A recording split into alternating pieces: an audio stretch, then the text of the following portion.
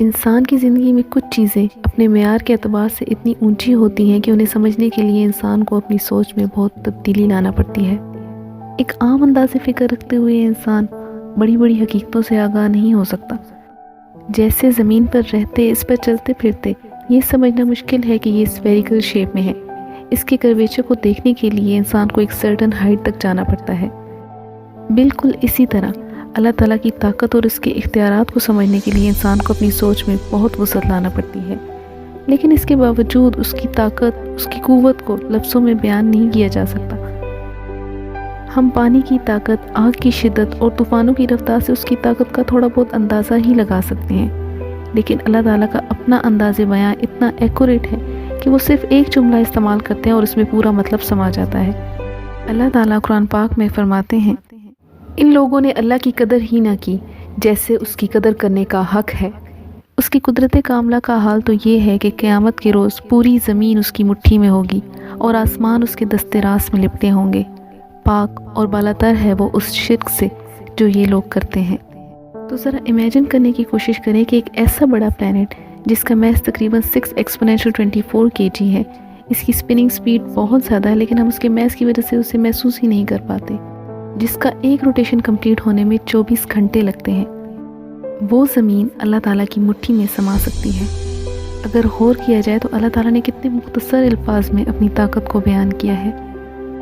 اسی طرح اللہ تعالیٰ اپنے علم کے بارے میں فرماتے ہیں، درخت سے گرنے والا کوئی پتا ایسا نہیں جس کا اسے علم نہ ہو، زمین کے تاریک پردوں میں کوئی ذرہ ایسا نہیں جس سے وہ باخبر نہ ہو۔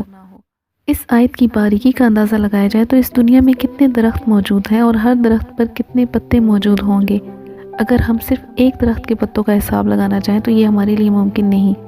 ایک گرتا ہوا پتا جو بظاہر درخت سے الگ ہونے کے بعد اپنی اہمیت کھو بیٹھتا ہے، ہمارا رب اس پتے کے حال سے بھی واقف ہے۔ انتہائی گہری تاریکی میں بھی وہ ایک چھوٹے سے چھوٹا ذرہ دیکھ سکتا ہے۔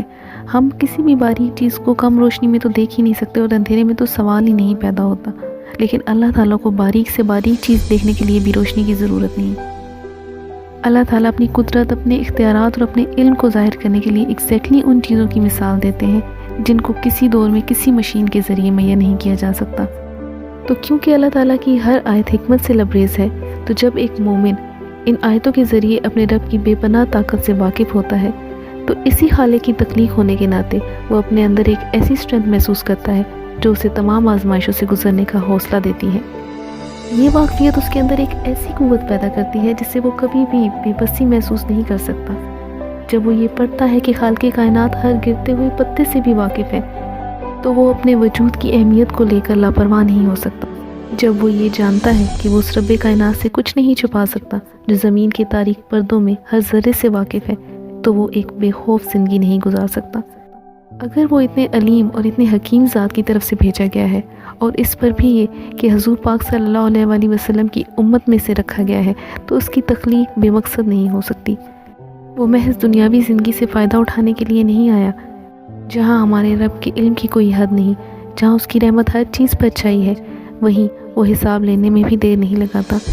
یہی احساس اسے اپنے اعمال کے بارے میں بے خوف ہونے نہیں دیتا، اور اسی احتساب میں زندگی گزارنے والوں کے لیے ان کا اجر بھی بے حساب ہے۔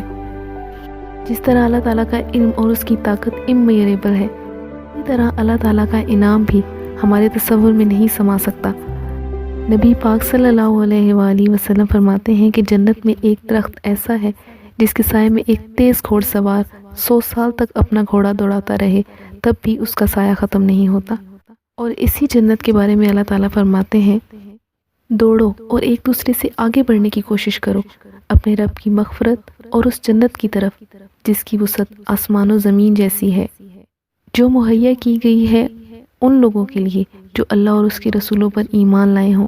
یہ اللہ کا فضل ہے، جسے چاہتا ہے عطا فرماتا ہے، اور اللہ بڑے فضل والا ہے۔